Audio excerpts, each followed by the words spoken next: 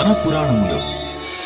అందరికీ దీపావళి పండుగ శుభాకాంక్షలు. రేడియో సిటీ మన పురాణములు అంటే మన కథలలో దీపం జ్యోతి పరబ్రహ్మ, దీపం సర్వతమోపహం, దీపేన సాధ్యతే సర్వం, సంధ్యాదీప నమోస్తుతే అంటూ దీపజ్యోతిని పరబ్రహ్మ స్వరూపంగా మనోవికాసానికి, ఆనందానికి, నవ్వులకు, సజ్జనత్వానికి, సద్గుణ సంపత్తికి నిదర్శనంగా భావిస్తాం మనమందరం కూడా.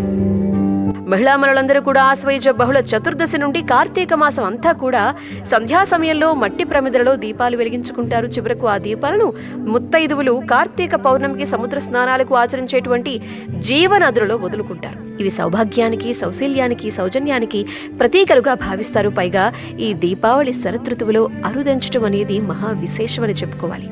మనోనిశ్చలతకు, సుఖశాంతులకు అనువైనటువంటి కాలం ఇది. దీపాల పండుగైనటువంటి దీపావళి రోజున మహాలక్ష్మి పూజను చేసుకోవటం ఒక విశిష్టత. అందుకు సంబంధించిన కథనం ఏమిటంటే, పూర్వకాలంలో దూర్వాస మహర్షి ఒకమారు దేవేంద్రుని ఆతిథ్యానికి సంతసించి ఒక మహామహిమాన్వితమైన హారాన్ని ప్రసాదించారుట. ఇంద్రుడు దాని తిరస్కార భావంతో తన వద్ద ఉన్నటువంటి ఐరావతం అనేటువంటి ఏనుగు మెడలో వేయటం, అది ఆ హారాన్ని కాలితో తొక్కివేయటం, అది చూసినటువంటి దూర్వాసుడు ఆగ్రహాన్ని చెందటం, దేవేంద్రుడిని శపించటం జరుగుతుంది. తత్ఫలితంగా దేవేంద్రుడు రాజ్యాన్ని కోల్పోయి సర్వసంపదల్ని పోగొట్టుకుని దిక్కుతోచక శ్రీహరిని ప్రార్థించటం జరుగుతుంది.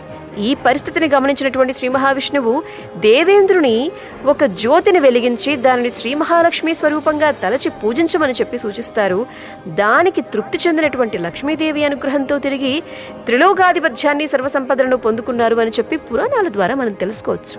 ఆ సమయంలో శ్రీ మహావిష్ణువు చెంతనే ఉండేటువంటి మహాలక్ష్మీదేవిని ఇంద్రుడు ప్రశ్నించారట. ఏమని? తల్లి, నీవు కేవలం శ్రీహరి వద్దనే ఉండటం న్యాయమా చెప్పు, నీ భక్తులను కరుణించవా అని చెప్పి అడిగితే, అప్పుడు లక్ష్మీదేవి సమాధానమిస్తూ, త్రిలోకాధిపతి, నన్ను త్రికరణ శుద్ధిగా ఆరాధించేటువంటి భక్తులకు వారి వారి అభీష్టాలకు అనుగుణంగా, మహర్షులకు మోక్షలక్ష్మి రూపంలో, విజయాన్ని కోరేవారికి విజయలక్ష్మి రూపంలో, విద్యార్థులు గనక నన్ను ఆరాధించుకుంటే విద్యాలక్ష్మిగా, ఐశ్వర్యాన్ని కోరి ఆరాధించే వారికి ధనలక్ష్మిగా, వారి సమస్త కోరికలు నెరవేర్చేటువంటి వరలక్ష్మీదేవిగా నేను ప్రసన్నురాలనవుతాను అని చెప్పి సాక్షాత్తు లక్ష్మీదేవి సమాధానమిచ్చారట. అయితే దీపావళి రోజున మహాలక్ష్మిని పూజించేటువంటి వారికి సర్వసంపదలు చేకూరుతాయని చెప్పి ఒక విశ్వాసం అన్నమాట.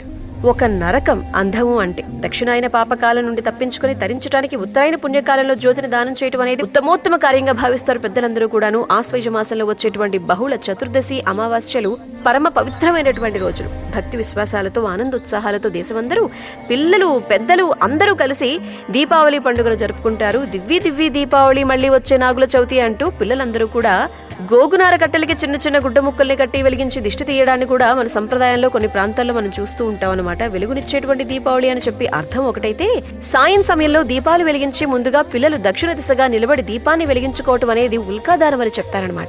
ఈ దీపం పితృదేవతలకు దారి చూపుతుంది అని చెప్పి శాస్త్రాలు చెబుతున్నాయి. ఆ దీపం వెలిగించిన వారు ఆ తర్వాత కాళ్లు కడుక్కొని ఇంటి లోపలికి వచ్చి తీపి పదార్థం తింటారు. ఆ తర్వాత పూజాగృహంలో నువ్వుల నూనెతో ప్రమిదలు వెలిగించి దీపలక్ష్మికి నమస్కరించి కలశంపై లక్ష్మీదేవిని ఆవాహన చేసి విధి విధానంగా పూజించుకుంటారు. పూజ అయిపోయిన తర్వాత ఉత్సాహంగా బాణసంచా కాల్చుకోవడానికి సిద్ధమవుతారు. అసుర నాశనానికి, ధర్మ ప్రతిష్టాపనకు గుర్తుగా అమావాస్య నాడు జరుపుకునేటువంటి పండుగే దీపావళి నాడు చేసుకునేటువంటి పండుగ. ఈ రోజు నాడు లక్ష్మీదేవికి ప్రత్యేకగా వెలుగులు విరజమ్మేటువంటి దీపలక్ష్మిని పూజించుకోవటం సర్వ శుభాలను ప్రసాదిస్తుందన్నమాట.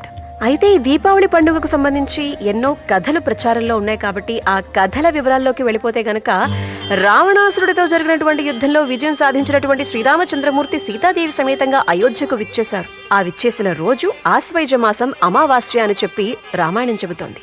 ఆ రోజు ప్రజలందరూ కూడా దీపాలను వెలిగించి సీతారాములకు స్వాగతం పలికినట్లుగా పురాణాలు కూడా చెబుతున్నాయి.